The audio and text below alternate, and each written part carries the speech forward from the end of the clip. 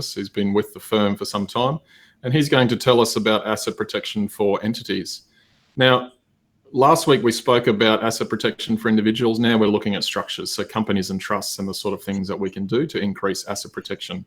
Clearly, in today's climate, that is a concern. I mean, it's always a concern for successful businesses. However, that's really amplified at the moment. So I will introduce Paul and I'll turn myself off. As I said, if you have questions, comments during the session, just fire them in via the chat session and I'll send them over to Paul at an appropriate time. Thanks, everybody.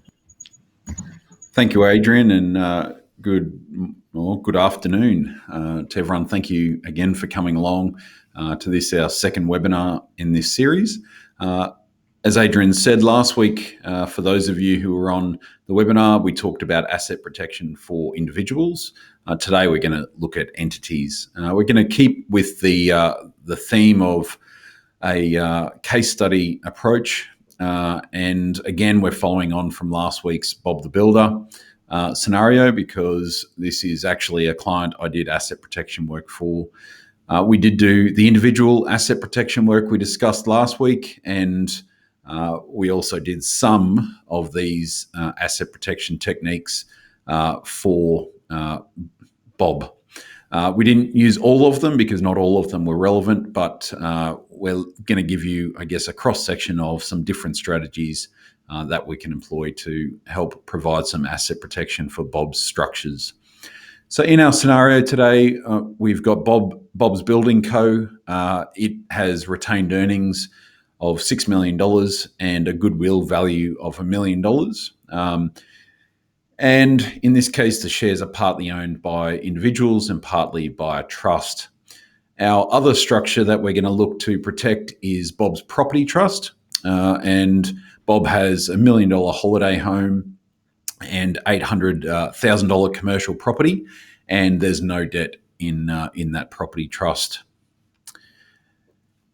So our objectives for Bob in this scenario, he came to us with a strong view to asset protection.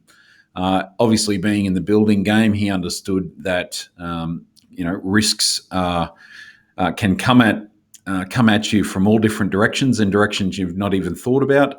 There's the risk of downturn, defects, and many others. And he was fairly conscious that for a long time, he focused solely on the business without ever thinking about the way it was structured or the risks that might be associated with how he structured his entity. When he established his entity, it was established for reasons that were a little bit lost to history. But it didn't provide him with the best asset protection, as he owned shares in his own name.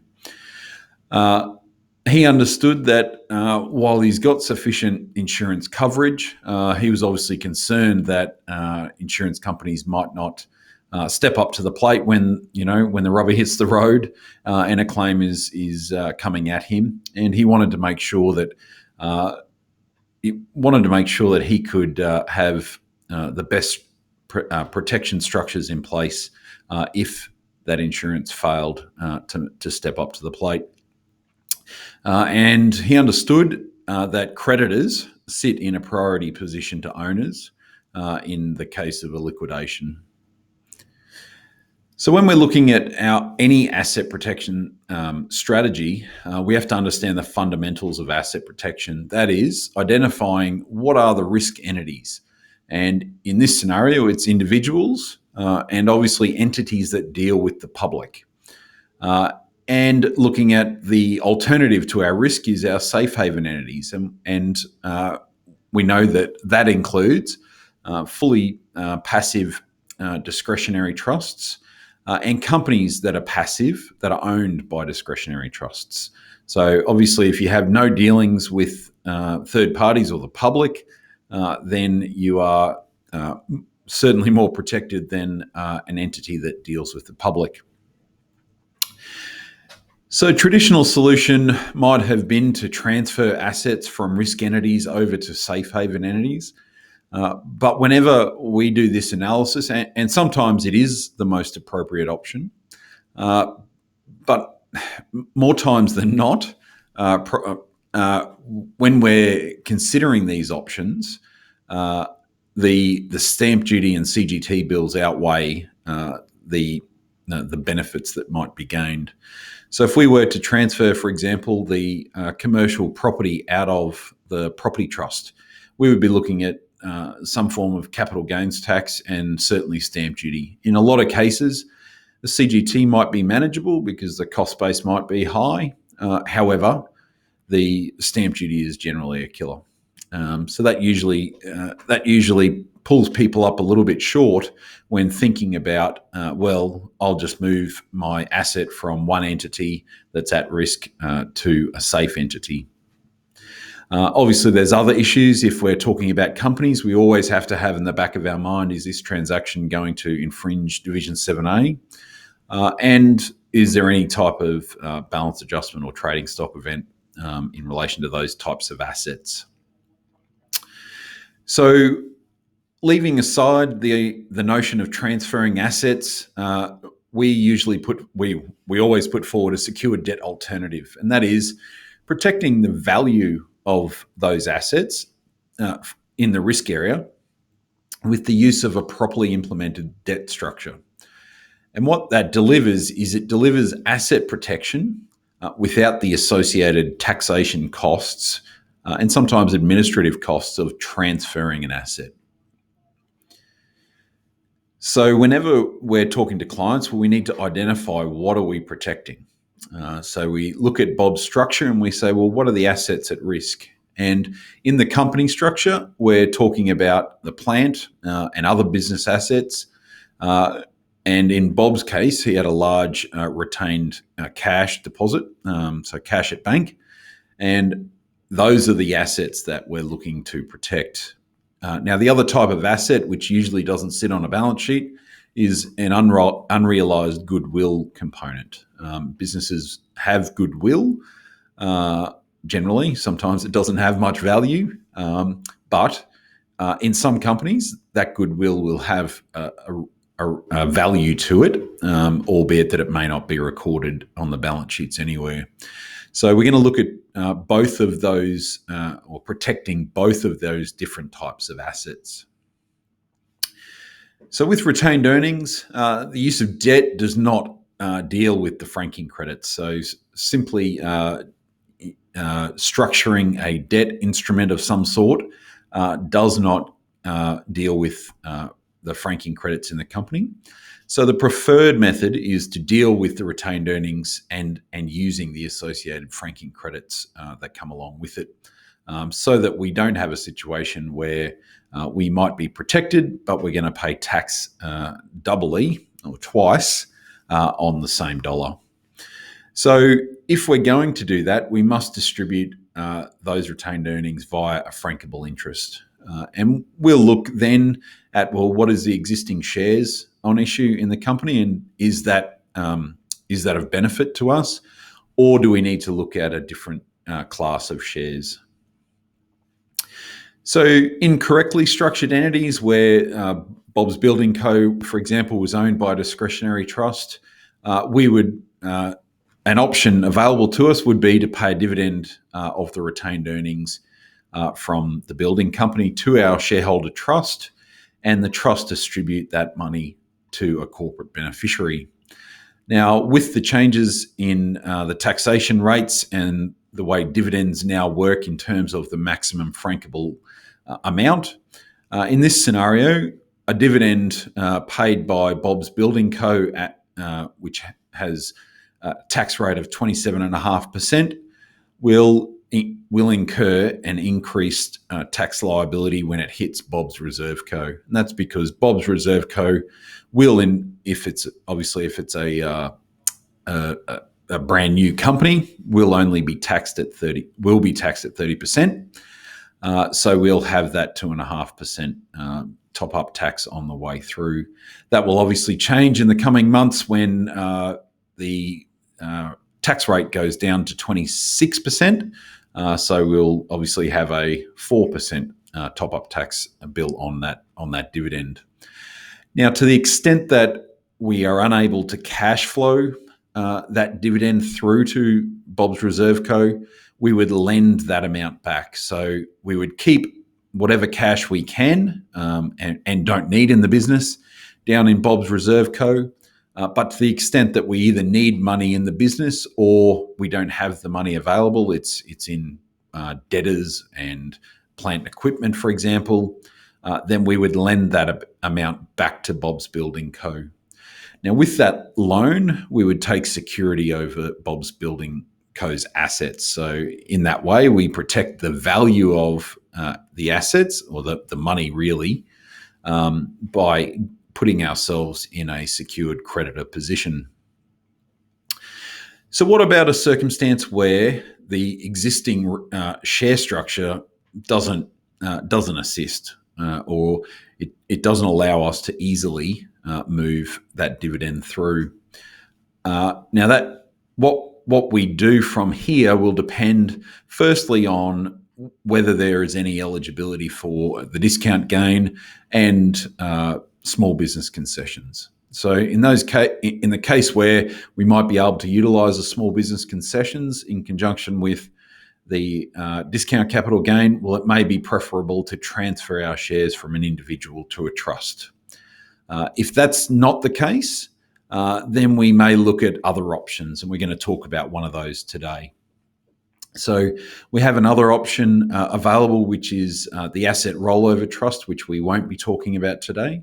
But what that trust is in very brief detail is a trust that takes advantage of an exception in the CGT legislation that says you can transfer the shares to the trust and not cause a CGT liability.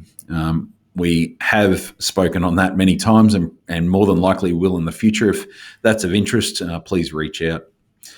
What we're going to talk about today, however, is what we call discretionary dividend shares. So this is where we might need a new class of share to be introduced. As I said, we call our shares a discretionary dividend share.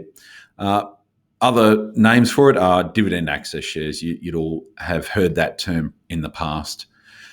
So their use was pretty significant prior to Taxpayer Alert TA 2012 number 4, and their use may have been, may have waned since that time. But provided they're implemented correctly and the rules of the share are structured according to the law, they are still appropriate, and if done for the right purposes. The main driver of that taxpayer alert was schemes effectively to pay a dividend where the end taxpayer would not pay tax. So I guess they're not a taxpayer in that case. Our use of discretionary dividend shares does not have any scheme to avoid paying tax. In fact, tax potentially is payable on the dividend, which we'll talk about shortly, and also when dividend comes out of that reserve company, more than likely, depending on your tax rate, top-up tax would be payable by the ultimate taxpayer.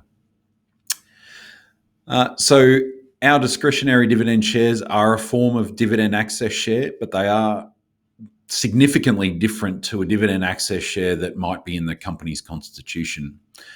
Company constitutions contain shares of this nature, but they don't cover a lot of the rules that need to be covered if you're going to introduce this form of share. Now, there is a de minimis rule which says that,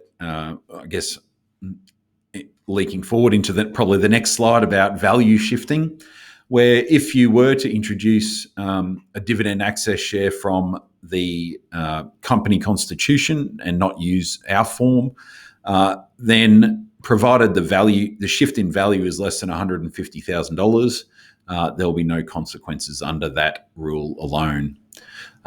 So in some circumstances, we might use a dividend access share on the company constitution, but in I would say pretty much all cases, we would introduce a new class written specially to fit within all of the different parts of the legislation.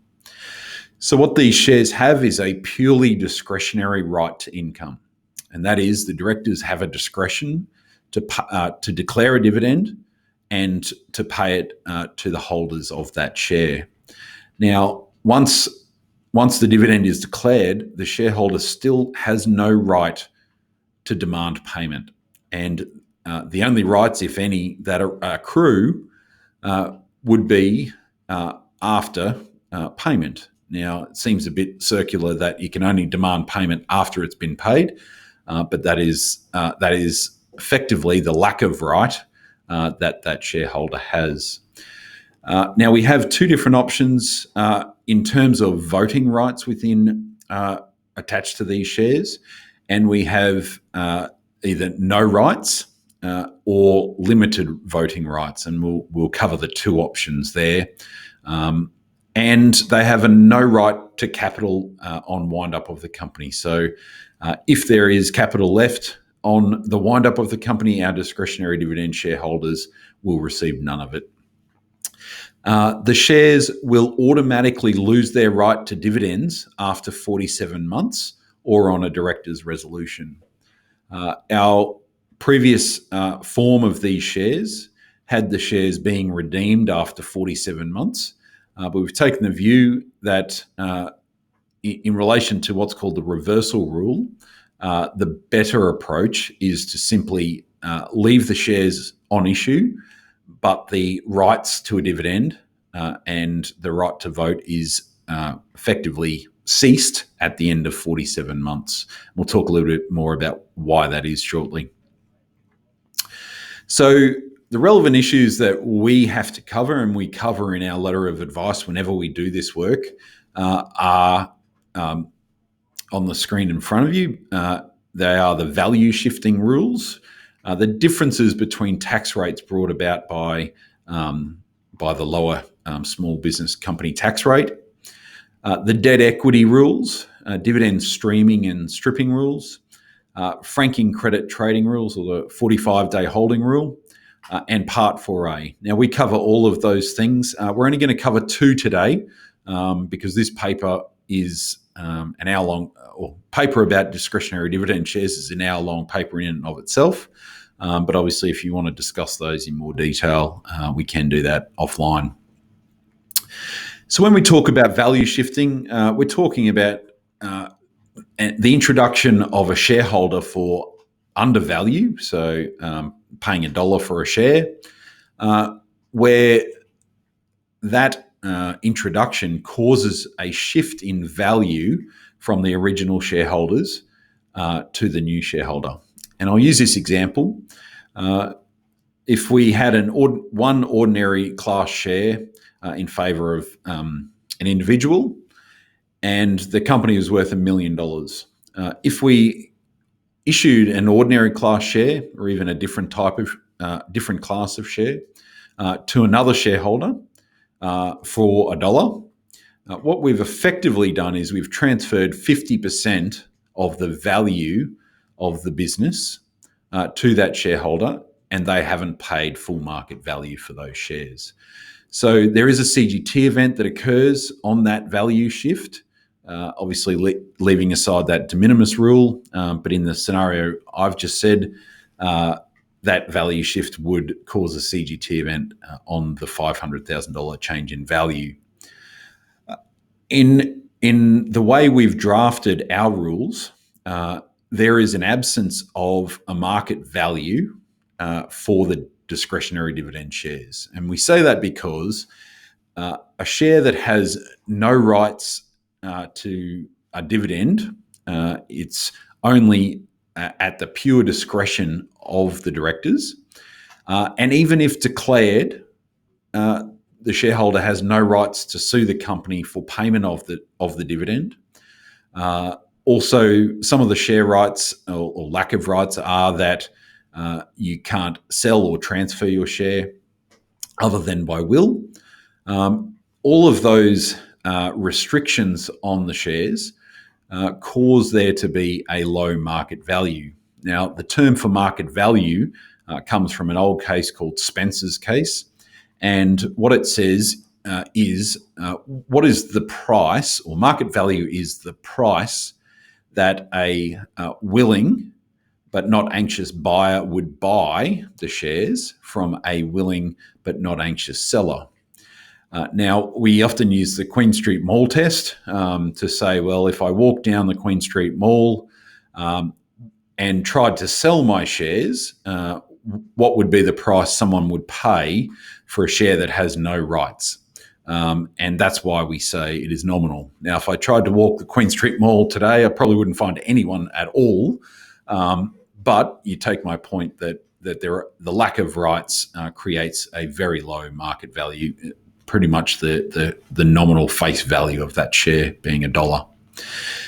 Now, notwithstanding that, we also take advantage of what's known as the reversal rule. And this is a rule that's contained in the value shifting provisions that says if the state of affairs that brought about a value shift, that is the issue of those shares and the dividend rights attached, if that state of affairs does not exist at the end of 4 years, then a value shift is deemed not to have occurred. And so what that means is that because our discretionary dividend shares lose the right to have a dividend paid on them at the end of 47 months, so less than 4 years, the state of affairs that brought about the value shift doesn't exist, and it won't exist at 4 years. Because we meet that reversal rule, it means that even if a value shift did occur, it's ignored.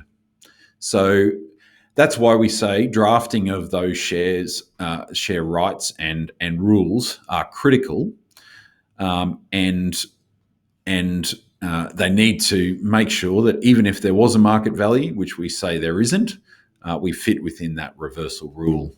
Now, we have changed and evolved our thinking on the reversal rule.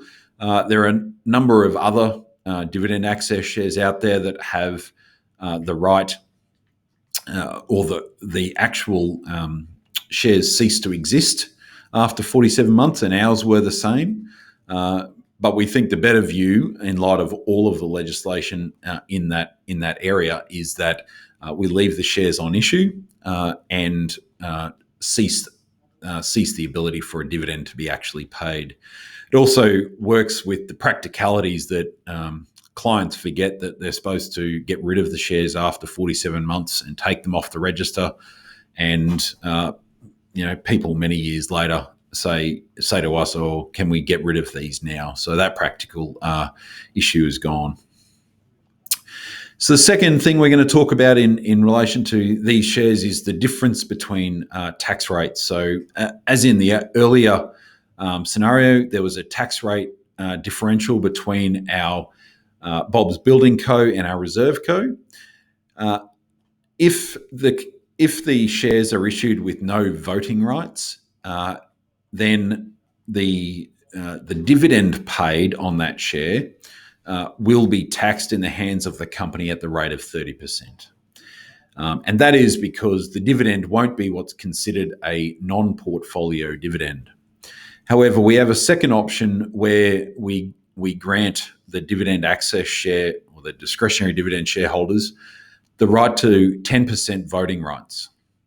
And what that means is that the dividend is a non-portfolio dividend, and therefore the company tax rate for the reserve company will be the same as the operating company. So in that case, there will be no top-up tax. Why do we give the option between the two? Obviously, one has tax to pay, one doesn't.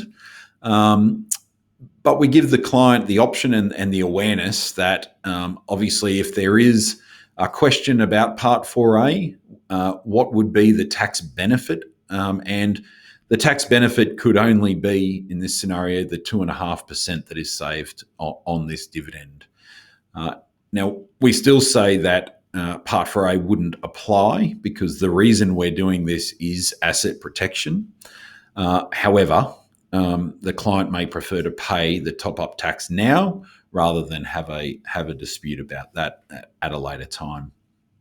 So we do give our clients the option with the full awareness of slightly increased risk of with the voting right option. So the result of our dividend paid to our reserve company is that the retained earnings amount is now held in appropriately structured company that is completely protected because it's a passive entity and it's away from the trading entity. To the extent that our dividend has not been cash flowed, we've lent that money back to the business, or perhaps the business needs the actual cash for working capital. That's fine. But we've taken security over our business assets. So we've got that security and we've placed ourselves as a secured creditor of our building company. And we've protected our franking credits. Franking credits are now with ReserveCo, and in the future, we can take frank dividends out of that company.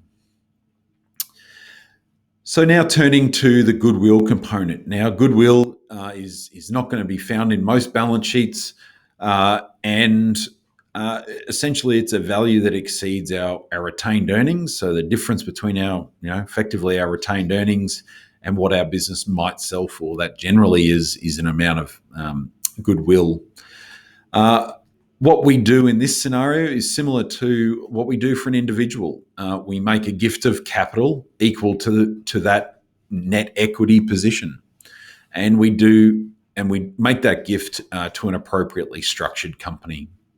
And as a part of that, we revalue the assets in the company to determine the amount, and also to give us a position where we can make a gift and record that in our financial statements and not have a net equity position, or I should say a net deficit position, sorry. So what this looks like is Bob's Building Co. Makes a gift to the reserve company. And again, like our dividend, if we need the money in Bob's Building Co., or we don't have the physical cash to pay that, then we lend that amount back and take a security interest over all of the assets of the company. We can see there that Bob's Reserve Co. has as its shareholder a trustee company as trustee for a bloodline trust. So that Reserve Co. is structured in an appropriate way, and it's a safe haven entity. So the considerations we need to look at for our company-to-company secured debt process is the validity of the gift. Can a company make a gift? Obviously, we've got to look at clawback provisions. We talked last week about clawbacks for individuals. There are similar clawbacks in the Corporations Act. Whenever we're talking about transactions with companies, we need to consider Division 7A. And also the application of some provisions in the 1936 Act in relation to dividends and capital payments. So in terms of the validity of the gift, the Corporations Act says that a company is legally able to do anything an individual can, and that includes make gifts. However, directors are bound by their directors' duties to shareholders. And so what we do in this scenario is we seek the consent of shareholders to the company making a gift. And the reason for that is that we don't want our directors to have breached their obligations to the company or to the shareholders. So, and making a gift of this nature without their consent would be a breach of their duty. So we obtain their consent to the making of the gift. In most cases, if not all, that consent will easily be obtainable because we're talking about private, closely held companies here. In terms of statutory clawback provisions, which allow a liquidator to make void a transaction, and there are two different categories that we're going to talk about. That is insolvent transactions and unreasonable director-related transactions. Obviously, most clients who come to us for asset protection are not insolvent. when they do so. We do get our fair share of people who are in financial difficulty and may be insolvent at that time. So some of the insolvent transactions will apply to those people, but for the most part, most people who come to see us are solvent at the time. So therefore, the second aspect is the only relevant one because it relates to solvent transactions as well. So when we look at the clawback periods, if we're making an unfair preference payment to a creditor, there's a 6-month clawback period in that case. So in this case, making a gift is not a preference payment to a creditor because it's a gift. So that one really doesn't apply. However, if we're making an uncommercial transaction whilst insolvent, there is a 2-year clawback period. Transactions done to defeat or defraud creditors has a 10-year clawback period. Now, obviously, frankly, that makes sense, and I'm surprised it's not longer than 10 years. But 10 years is a long time. But we do have clients people who ring in regularly and say, "I'm being sued. What can I do?" At the end of the day, asset protection for those people is probably still relevant, but it won't act to defeat those creditors. It may act to defeat creditors not known or not on the scene at that time, so it may still be worth doing, but it's worthwhile understanding that this is not something you can do to get around your creditors. The final one relates to both insolvent and solvent transactions, and that is an unreasonable director-related transaction. And the clawback for that is 4 years. So quite similar to an individual insolvency, where clawback for transactions is 4 years generally. And in this case, where we're making a gift to a related company, the transaction will most likely be a unreasonable director-related transaction. So this provision will apply, so what that tells us is the sooner we enter into this asset protection work, the better. So again, we always have to look at Division 7A when we're making payments to related parties, because Division 7A says that we cannot make tax-free distributions in the form of payments or loans unless there is an exception that applies.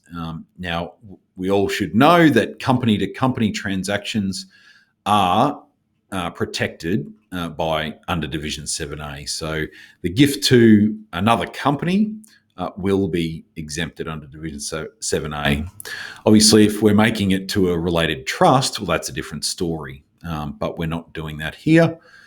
So Division 7A won't apply. Section 44 of the 1936 Act is the section relating to dividends. And what it says is essentially payments received by a shareholder out of profits will be a dividend. In this case, the section has a wide meaning for the word profit, but it requires receipt in the capacity of a shareholder. And essentially that's why we say this payment isn't a dividend, because it's not received in the capacity of a shareholder. Again, Section 45B was introduced to counter, again, similar thing, tax-free capital payments made in substitution of dividends.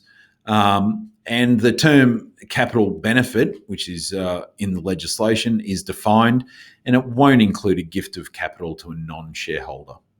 So in this case, we would structure it so that the capital benefit doesn't get triggered.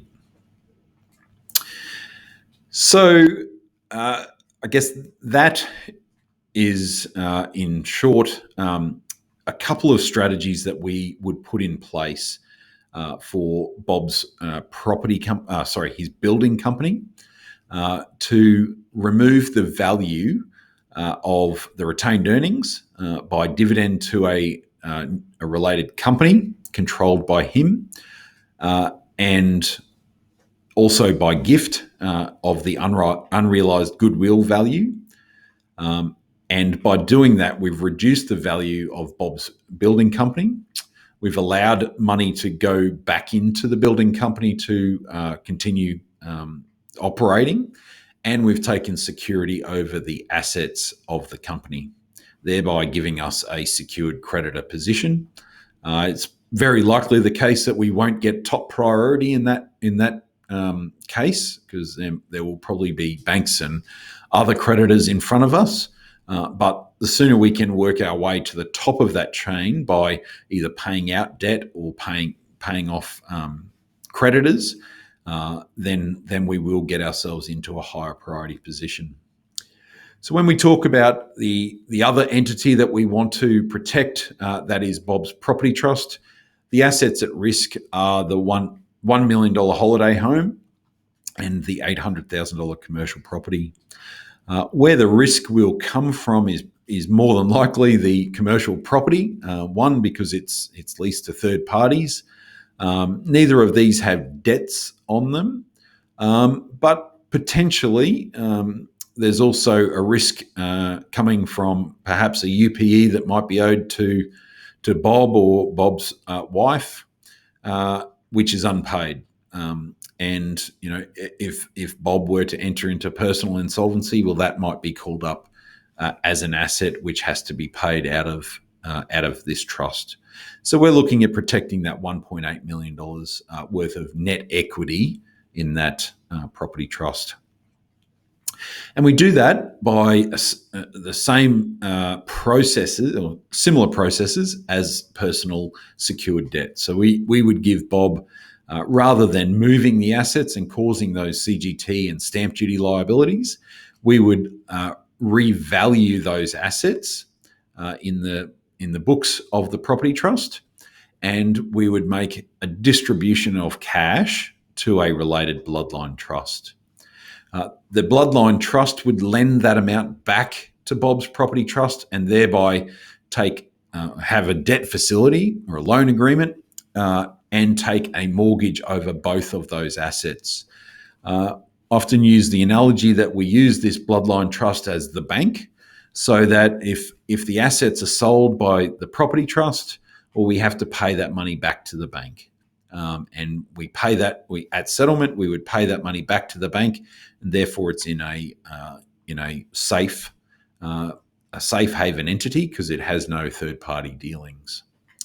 What it also gives, if there is a dispute about a UPE because Bob has entered personal insolvency, or a claim coming from the commercial property, well, those creditors have to stand behind our secured creditor trust.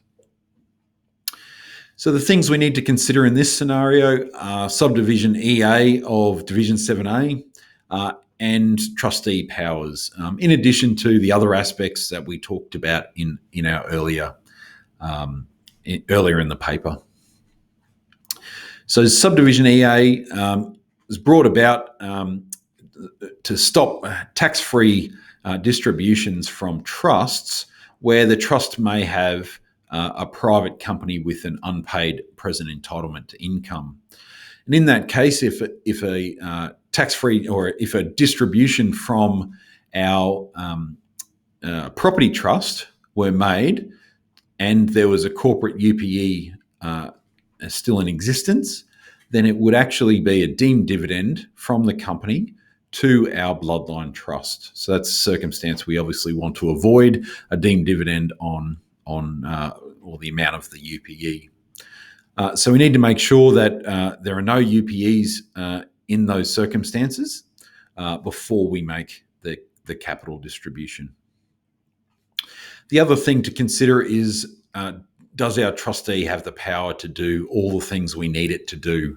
That is, revalue assets and allocate capital to an asset revaluation reserve, and also to make interim capital distributions to our bloodline trust, making sure our bloodline trust is a beneficiary, and do we have the ability to give security as the trustee of the property trust? Do they have the ability to give security over their assets?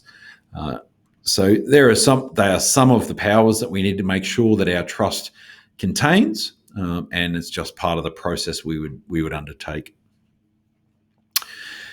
Now, the question we get most whenever we're explaining this type of asset protection work is, has it ever been tested in court? And the answer is yes, it has, or similar processes have. Not to my knowledge, anyone from this firm. I've been at the firm 6 years, and none have got no fights in relation to asset protection have ever got to the point of a court decision. Yes, there's been lots of fights and people being sued, but none of them have ever got to a court decision. So this case here is relevant to us. It went to the High Court, and probably I'll outline some of the main features, but probably the main point of distinction, or the main point I tell clients, is that even though this case gave approval to the processes we've outlined here today, the fight wasn't actually about whether those processes were effective. The end result was they were effective, but what the case was about was, were the documents sufficient, or were they written in such a way that the court would accept that they had entered into this secured debt process. So very little discussion was had about whether the process can be effective. It was actually about, did the documents put in place the process. So the Nemes Family Trust contained one asset, and that was some shares in a company. And at an earlier time, there was a revaluation of those shares to just over $3.9 million. And subsequent to that, there was a resolution to credit that amount to the asset revaluation reserve. So far, we've ticked both those boxes from our process. Now, that revaluation reserve was then credited in favour of Mr. and Mrs. Nemes. So this is where their process diverts a little from ours. So where they merely credited that amount in the books of the company in favour of Mr. and Mrs. Nemes, we use a bearer promissory note to pay that amount to, in that case, Mr. and Mrs. Nemes. So the fight was all about the documents to credit that amount in favour of them. So in our case, we pay it, which is a massive distinction from this case. The second aspect was that a charge was granted by the trustee in favour of Mr. and Mrs. Nemes over the shares. So the step that we would have put in place is a loan back to the trustee under a loan agreement with a security interest over those shares.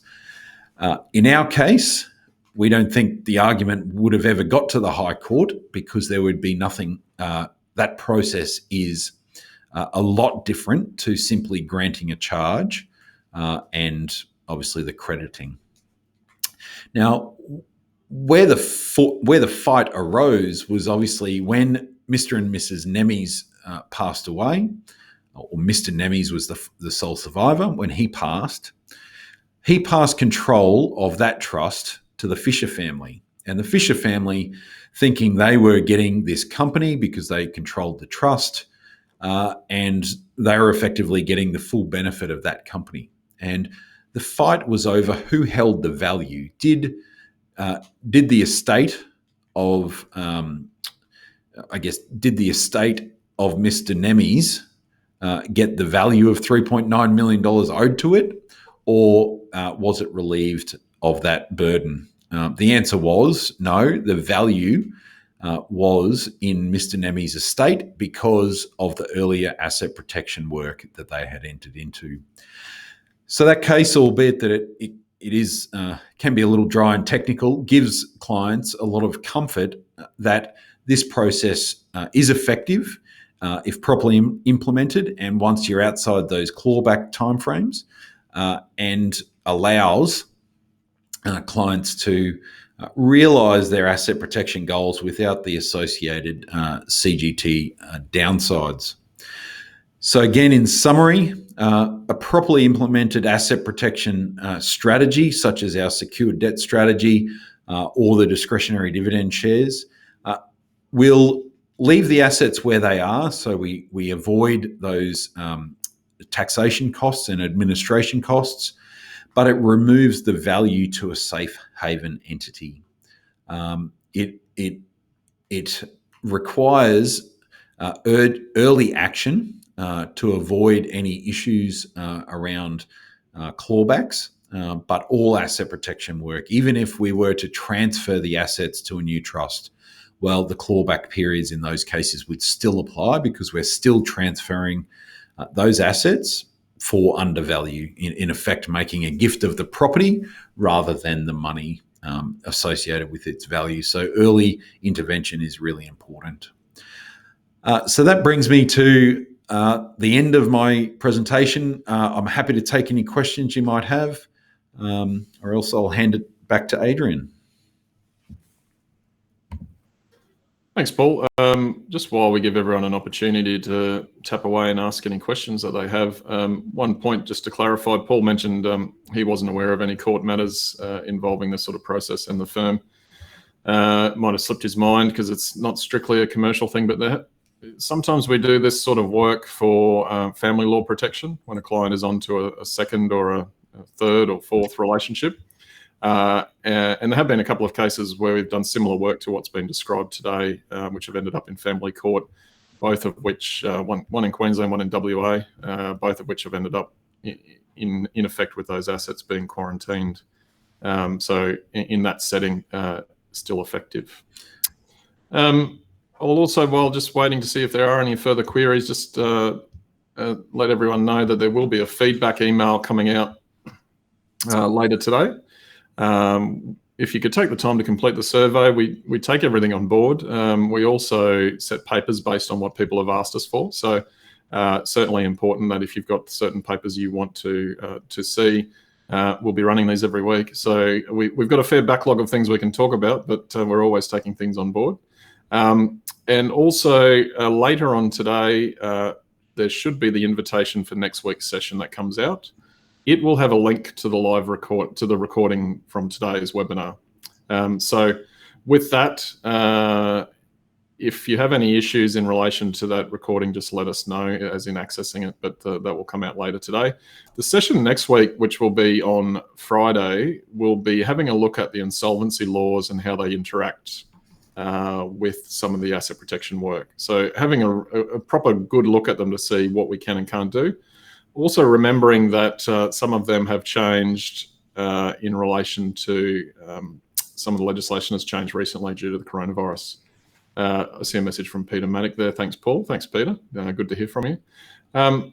We'll close off the webinar as it is. Paul will stop recording. If you want to hang